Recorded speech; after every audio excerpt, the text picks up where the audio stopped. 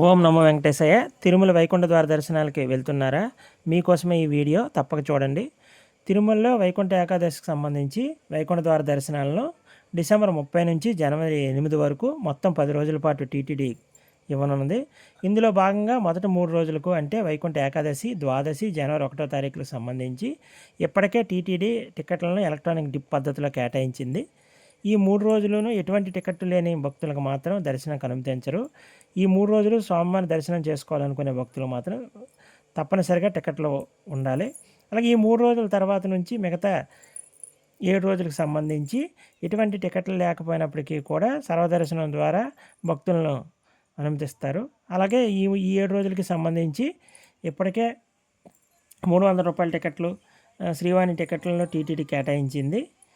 ఈ 10 రోజులు కూడా ప్రోటోకాల్ వీఐపీలకు మినహాయించి మిగతా వీఐపీ సిఫార్సు లేఖలపై ఇచ్చే బ్రేక్ దర్శనాలు రద్దు చేసింది.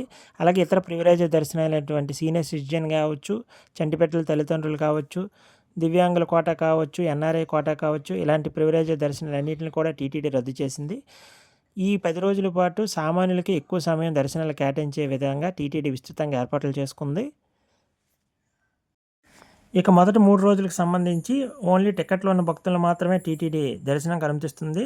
వీటికి సంబంధించి కూడా వివిధ స్లాట్ల వారీగా, వివిధ సమయాలకు వివిధ స్లాట్ల వారీగా వివిధ ఎంట్రీ పాయింట్ల ద్వారా దర్శనానికి అనుమతించే విధంగా టీటీడీ ఏర్పాట్లు చేసింది.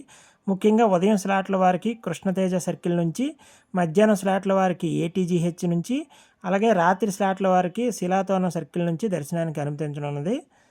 ఇక భారీగా తరలివచ్చే భక్తులను దృష్టిలో పెట్టుకొని వాళ్ళకి వైద్య సదుపాయాలు కావచ్చు, ఇటు త్రాగునీరు, ఆహార పదార్థాలు, ఇటు శానిటైజేషన్ వీటికి సంబంధించి విస్తృతంగా టీటీడీ ఏర్పాట్లు చేసింది. తిరుమలలో ఉండే చలి తీవ్రతను దృష్టిలో పెట్టుకొని తిరుమల వచ్చే భక్తులు మీతో పాటు వెచ్చదనాన్ని ఇచ్చే బట్టలు, ఇటు దుప్పట్లు, తర్వాత గొడుగులు వంటివి మీతో పాటు తీసుకొని రాగలరు. టికెట్ల ప్రింటౌట్లతో పాటుగా మీ యొక్క ఆధార్ కార్డులు కూడా మీతో పాటు క్యారీ చేయండి. తిరుమలలోని వసతి దొరికే అవకాశం చాలా కష్టసాధ్యం కనుక వీలైనంత వరకు తిరుపతిలోనే వసతి ఏర్పాట్లు చేసుకొని తిరుమల ప్రయాణాన్ని ఏర్పాట్లు చేసుకోండి. వైకుంఠ ఏకాదశి దర్శనాలకు సంబంధించి మీకు ఏమైనా సందేహాలు ఉంటే ఈ కింద కామెంట్ చేయగలరు. మీకు సమాధానం ఇచ్చే ప్రయత్నం చేస్తాము. మరిన్ని మంచి విషయాల కోసం మా ఈ ఛానల్ని సబ్స్క్రైబ్ చేసుకోగలరు. ఓం నమో వెంకటేశాయ.